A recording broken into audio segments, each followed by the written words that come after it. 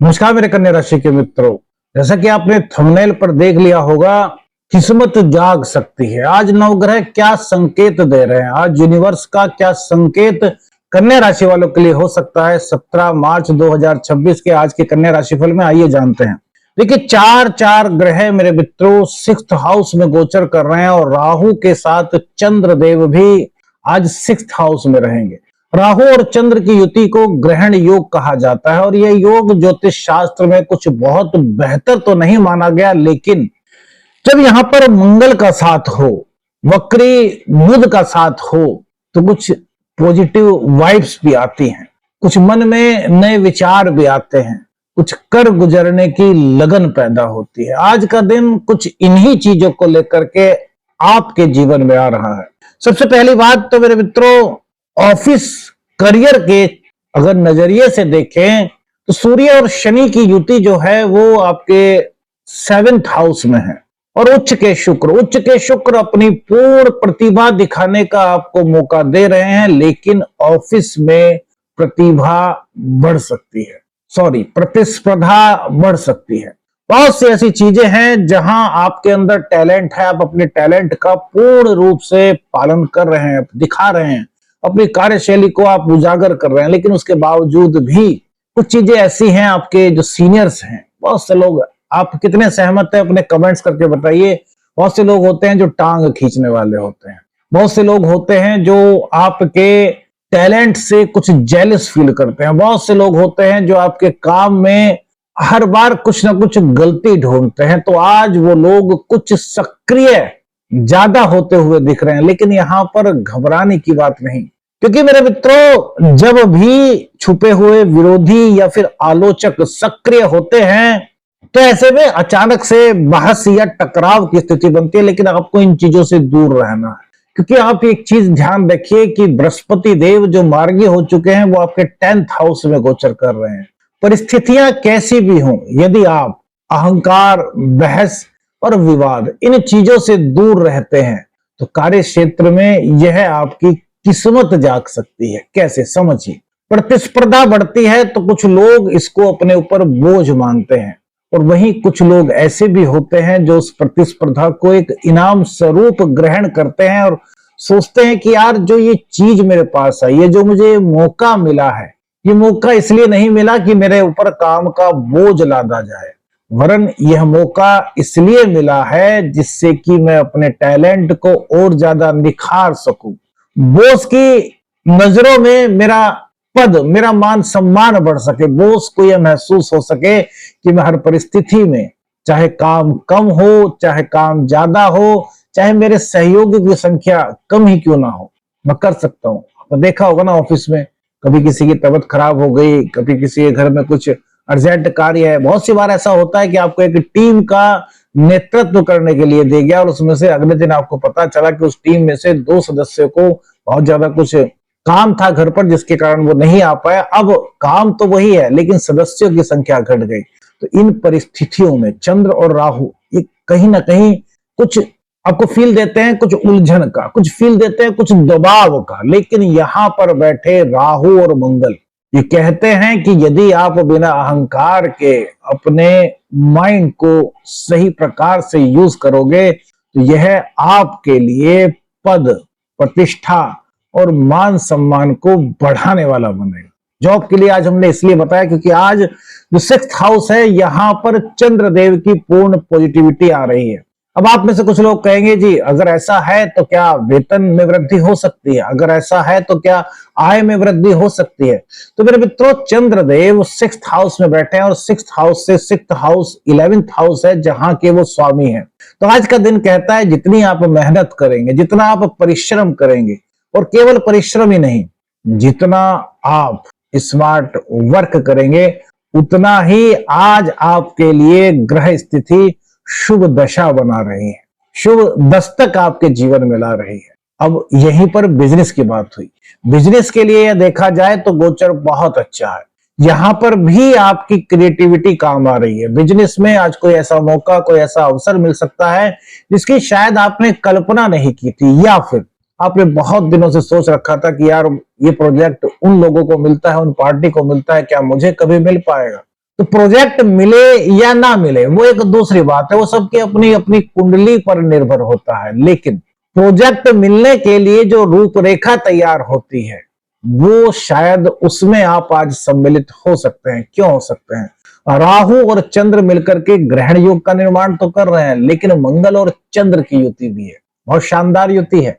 बुध वक्री है, डाउट्स की स्थिति बन सकती है, लेकिन इसके बावजूद क्योंकि मंगल देव की दृष्टि आपके 9th हाउस पर पड़ रही है, तो ये आपके भाग्य का सपोर्ट आपको दिलाते हुए, हमने कहा ना अगर गुस्सा और अहंकार से दूर रहे, क्योंकि राहु और मंगल का अंगारक योग भी बना हुआ है 2 अप्रैल तक, तो अगर आप इन चीजों से बचे रहे तो अपने व्यापार में वो प्रोजेक्ट पाने की चाह की ओर आप आगे बढ़ सकते हैं, जो बहुत पहले से आपका सपना था, आपकी महत्वाकांक्षा थी। क्योंकि सपने, महत्वाकांक्षा और मित्र का जो भाव होता है उसके स्वामी राहु के साथ बैठे हुए। हाँ, भ्रम में बिल्कुल मत रहिए, किसी की बातों को सुनिए तो जरूर, लेकिन फैसला क्या लेना है वो आपको खुद से सोचना है।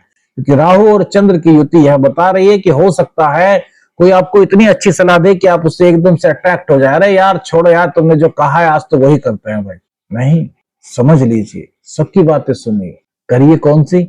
अपने मन की। इस बात का आपको ध्यान रखना है। अब आगे बढ़ते हैं मेरे मित्रों। काम का दबाव और भागदौड़ बढ़ सकती है, लेकिन वो आपके टैलेंट को निखारने के लिए होगी। अगर ऐसा होता है तो समझिए कि ये आपके सामने आपके करियर को, आपके टैलेंट को बढ़ाने का एक बहुत अच्छा मौका है। अब बात करते हैं साझेदारी की। जो साझेदारी में थोड़ा सा यहां पर आपको ध्यान देना होगा अगर आपका व्यापार साझेदारी में है। सूर्य और शनि की युति मेरे मित्रों, सूर्य और शनि आपस में शत्रुवत व्यवहार रखते हैं ज्योतिष शास्त्र के अनुसार, जबकि सूर्य पिता हैं और शनि पुत्र हैं।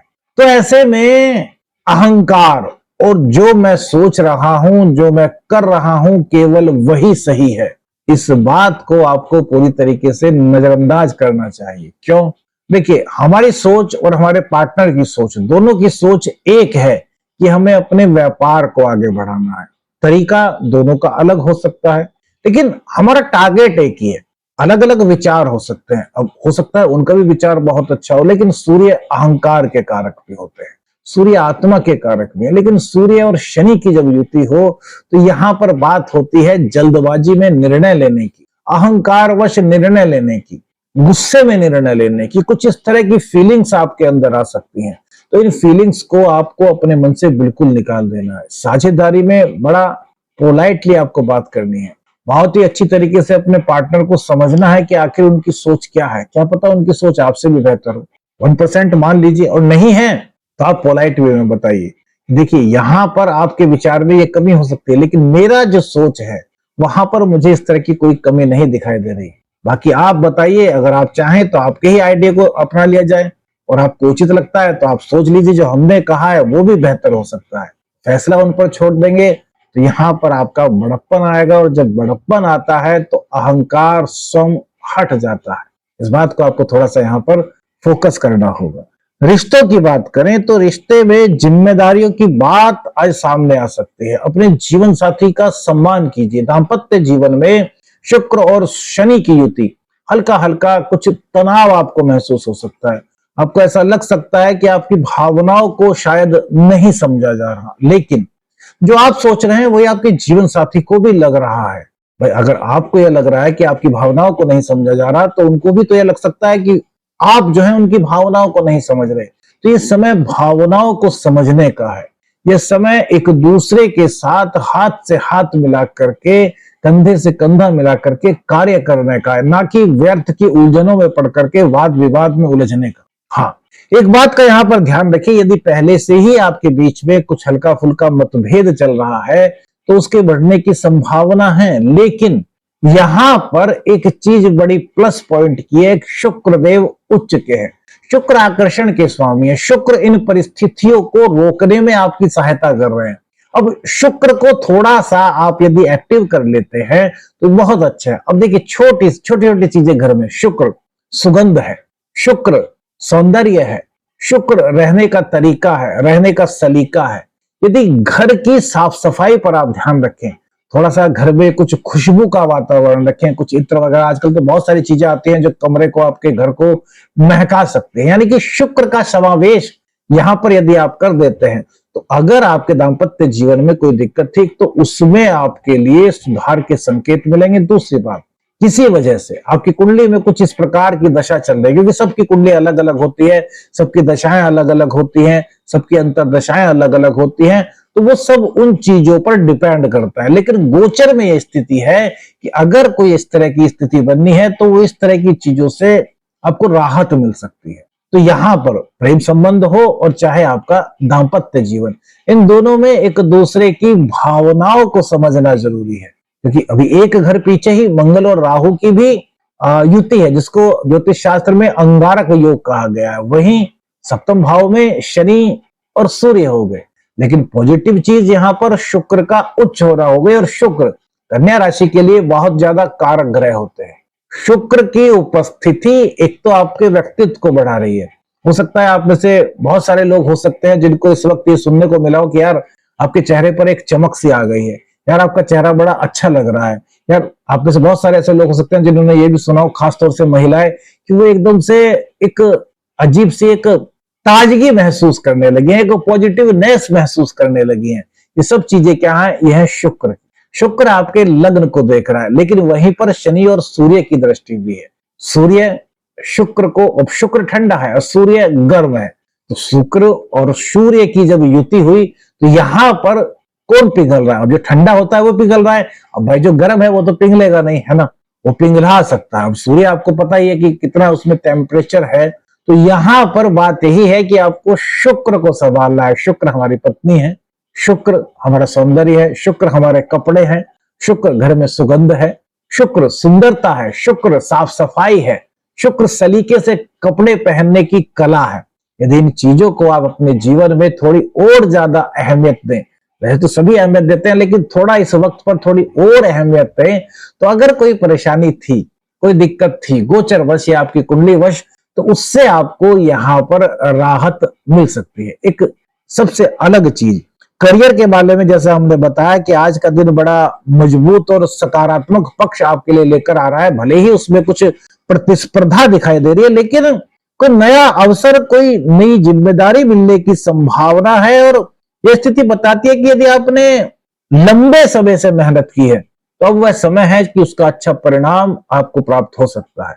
संतान का शिक्षा में थोड़ा सा जो फोकस है वह थोड़ा कम हो सकता है, संतान को थोड़ा सा आपको मोटिवेट करना है। वैसे तो मेरे ख्याल से अब सभी के शायद एग्जाम वगैरह चल रहे हैं, तो सब लोगों ने तैयारी कर ली होगी, लेकिन जो प्रतियोगी परीक्षा की तैयारी कर रहे हैं या फिर जिनके एग्जाम है वो जो तैयारी कर रहे हैं, उनको थोड़ा सा अपना फोकस बढ़ाना होगा। शनि जो कि आपके पंचम भाव के मालिक हैं, आपके सिक्स्थ हाउस के मालिक हैं, वो सप्तम हाउस में। ये स्थिति अभी तक बहुत अच्छी है, लेकिन अब सूर्य देव के यहाँ पर आने से थोड़ा सा फोकस में डिस्टर्बेंस हो सकता है। कैसे?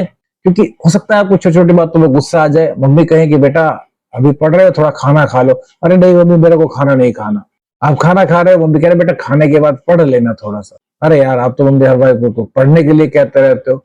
मतलब इस तरह की छोटी छोटी सी कुछ गुस्से की भावना आपको फील हो सकती है। जो छात्र हैं कन्या राशि के, तो उन्हें इन चीजों से थोड़ा सा दूर रहना है, मन को शांत रखना है, अपनी फीलिंग्स को खुश मतलब अंदर से खुश होते हैं ना। एक होता है ना कि चेहरा मुस्कुरा, ऐसा आपने देखा होगा बहुत से लोगों के चेहरों पर एक मुस्कुराहट होती है। परिस्थिति कुछ भी हो, उनके चेहरे पर हल्की मंद मंद मुस्कान होती है। वो सभी के बहुत प्यारे होते हैं, आपने महसूस किया होगा। यहाँ पर ये परिस्थितियां बन रही हैं मेरे मित्रों। बीमारी की बात करें तो पेट से जुड़ी कुछ दिक्कत, या फिर कुछ हल्का फुल्का, जैसे कहते हैं ना कि घुटनों में या फिर सिर में हल्की सी माइग्रेन वगैरह की जो हल्की फुल्की दिक्कत होती है, आपको महसूस हो सकती है। यदि ऐसे महसूस होता है तो डॉक्टर से संपर्क करके आपको अपना उपचार कराना चाहिए मेरे मित्रों। आज का उपाय देखिए, चंद्र और सूर्य और चंद्र और राहु की जो ग्रहण की स्थिति बनी हुई है, ग्रहण योग जो बना हुआ है आज गोचर में, उसके लिए एक सरल ज्योतिषीय उपाय हो सकता है। क्या? भगवान शिव को क्या कहा गया है? देवों के देव महादेव।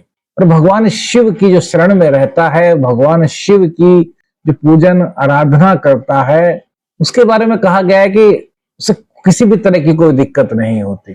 तो आज भगवान शिव की शरण में जाइए। आप में से बहुत सारे लोग होते होंगे जो रोजाना शिव भगवान के दर्शन करते होंगे, शिवलिंग पर अभिषेक करते होंगे, तो आज थोड़ा सा एक काम और कीजिए, भगवान शिव पर अभिषेक जब आप करते हैं तो वहां पर शिवलिंग पर 7 बार सीताराम सीताराम लिखिए अपनी सूर्य उंगली से। जो हमारी छोटी फिंगर होती है, सबसे उसके बराबर वाली जो रिंग फिंगर होती है सूर्य उंगली, इससे आप वहां पर 7 बार सीताराम लिखिए। आप लोग कहेंगे किसी से चीज से नहीं, जल चढ़ाइए और उसके बाद जल के चढ़ाने के बाद मानसिक रूप से वहां पर सीताराम लिखिए।